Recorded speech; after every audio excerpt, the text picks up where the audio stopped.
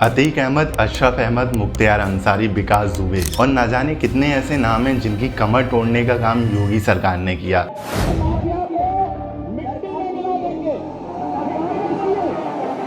2017 से पहले ये माफिया जो हैं इन्हें सरकार के द्वारा पनाह मिलती थी, लेकिन जैसे ही योगी सरकार आई उसके बाद इनका सब कुछ खत्म हो गया।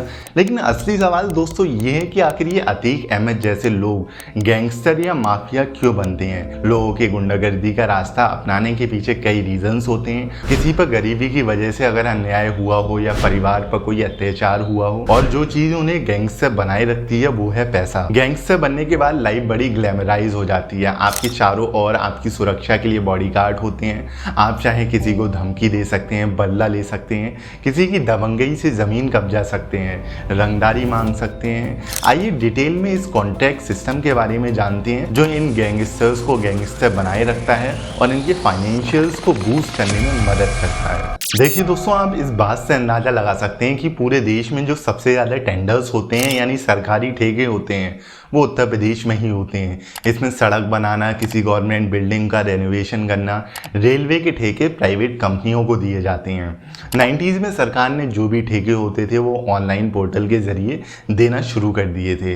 2020-21 के डाटा के अकॉर्डिंग 17.33 लाख करोड़ रुपए के ई टेंडर्स दिए गए थे। इसमें 3.83 लाख करोड़ रुपए के टेंडर्स सिर्फ उत्तर प्रदेश में थे। ऐसा कहा जाता है कि आपको कॉन्ट्रैक्ट लेने हैं तो आपको यूपी में सबसे पहले दबंग होना जरूरी है। ठेके किसे दिए जाने चाहिए का जो पूरा प्रोसेस होता था यह हमेशा से करप्शन के घेरे में रहा है।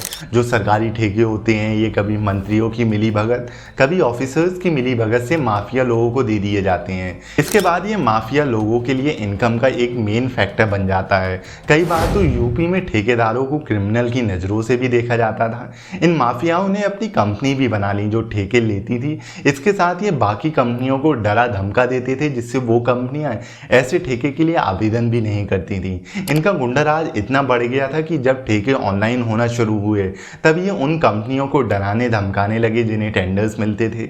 जब भी इन कंपनियों के रिप्रेजेंटेटिव साइट को विजिट करते थे तो उन्हें किडनैप कर लिया जाता था, मारपीट की जाती थी और कई बार कुछ परसेंटेज भी तय कर लिया जाता था। कभी मंत्रियों को ये बाहुबली अपनी बंदूक के दम पर इलेक्शन जिताने में मदद करते थे, उसके बदले ही इन्हें मंत्रियों के द्वारा ठेके दिलवा दिए जाते थे। ये घोटाले योगी सरकार के आने से पहले काफी तेजी से बढ़ रहे थे, लेकिन योगी सरकार के बाद इनमें काफी कुछ बदल गया है। वैसे अगर रिश्वत की बात करें तो टेंडर्स लेने के लिए आज भी जाती है और इसे कोई डिनाई नहीं कर सकता है।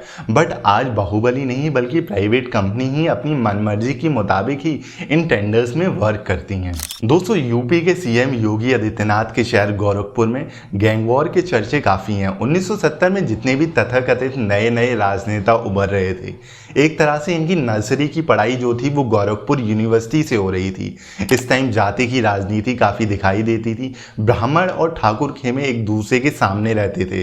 ब्राह्मण खेमा जो था उस टाइम हरिशंकर तिवारी जी लीड करते थे, वहीं ठाकुर ग्रुप को रविंदर सिंह लीड करते थे। ये ऐसे ग्रुप थे जिन्हें सरकार में बैठे नेताओं से सपोर्ट मिलता था। उस टाइम रेलवे मिनिस्टर ज़्यादातर यूपी से ही होते थे। ऐसे में इन लोगों को रेलवे से संबंधित ठेके भी मिल जाते थे।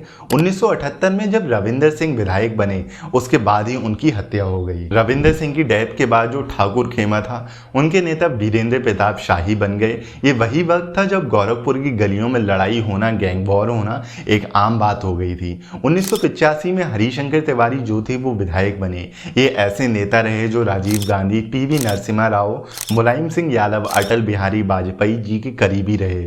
सरकार भले ही किसी की हो लेकिन इन्हें मंत्री जरूर बनाया जाता था। हरिशंकर तिवारी के ही ग्रुप के अमरमणि त्रिपाठी ने वीरेंद्र प्रताप शाही को इलेक्शन में हरा दिया। इसके बाद ऐसा कहा जाता है कि वीरेंद्र प्रताप राजनीति से दूर हो गए लेकिन उन्होंने अपनी दबंगई नहीं छोड़ी। 1990 आते आते कई नए नए छात्र नेता तैयार हो रहे थे। इसमें ही एक नाम था श्री प्रकाश शुक्ला का। श्री प्रकाश शुक्ला की बहन को किसी ने छेड़ दिया था जिसके बाद उसने उसका मर्डर कर दिया। इसने ये भी कहा कि ये हरिशंकर तिवारी और वीरेंद्र प्रताप शाही को मार देगा। इसके बाद 1997 में ही शुक्ला ने शाही को गोली मार दी थी। श्री प्रकाश शुक्ला ने उस टाइम सीएम कल्याण सिंह को जान से मारने की धमकी दे दी थी, इसीलिए यूपी एसटीएफ बनाई गई थी। यूपी एसटीएफ ये वही फोर्स है जिसने अतीक अहमद के बेटे असद अहमद का इनकाउंटर किया था। इस एसटीएफ ने ही श्री प्रकाश शुक्ला का गाजियाबाद में इनकाउंटर किया था। वहीं अतीक अहमद की बात करें तो ये एक तांगे वाले के लड़के थे जो गैंगस्टर बन गए। इन्हें तो सरकारों के द्वारा पनाह दी जाती थी। अतीक अहमद का काम प्रॉपर्टी कब्जाना और जितने भी प्रयागराज के आसपास के सरकारी ठेके होते थे उन्हें अपनी मर्जी से चलवाना था। उमेश पाल का मर्डर एक पॉपुलर केस था। इस केस के चलते ही अतीक अहमद के बेटे असद अहमद का इनकाउंटर हुआ। 2005 की बात है कि अतीक अहमद के भाई अशरफ अहमद इलेक्शन में खड़े हुए थे, लेकिन इनकी जगह राजू पाल विधायक बन गए। अतीक अहमद को ये बात बिल्कुल बर्दाश्त नहीं हुई। जब राजू पाल अपनी कॉलेज गाड़ी से कहीं जा रहे थे तब अतीक अहमद के लोगों ने ही उन पर हमला कर दिया। उसके बाद उन्हें टेम्पो से लेकर हॉस्पिटल ले जाया गया। इसके बाद भी जो हमला करने वाले लोग थे उन्होंने अस्पताल तक राजू पाल का पीछा किया और गोलियां चलाईं। जब राजू पाल की हत्या हुई उसके बाद ही अतीक अहमद को भी जो पनाह दी जाती थी वो धीरे धीरे बंद होने लगी। लेकिन आपको पता है चाहे बीएसपी हो या एसपी हो, इन पार्टियों ने ही इन गैंगस्टर्स को प्रमोट किया है। आइए जानते हैं कैसे। मुलायम सिंह यादव जी ने रेप के कैपिटल पनिशमेंट को अपोज किया था। उन्होंने कहा था कि लड़कियां पहले दोस्ती करती हैं, लड़के लड़की में मतभेद हो जाते हैं, उसके बाद इसे रेप का नाम दे दिया जाता है, लड़कों से गलती हो जाती है। ये समाजवादी पार्टी के लीडर का कहना था। हालांकि ऐसे कुछ केस में ऐसा होता है, लेकिन मेजॉरिटी में इसके अपोजिट केस जो हैं वो ज़्यादा ही होते हैं। समाजवादी पार्टी ने ही अतीक अहमद को 1996 में इलाहाबाद बेस्ट सीट से टिकट दिया। इसके बाद 2004 में समाजवादी पार्टी के टिकट पर ही ये इंडियन पार्लियामेंट में पहुंच गए। बीएसपी और समाजवादी गवर्नमेंट में सबसे बड़ी दिक्कत ये थी कि तब सफिशिएंट पुलिस फोर्स नहीं थी।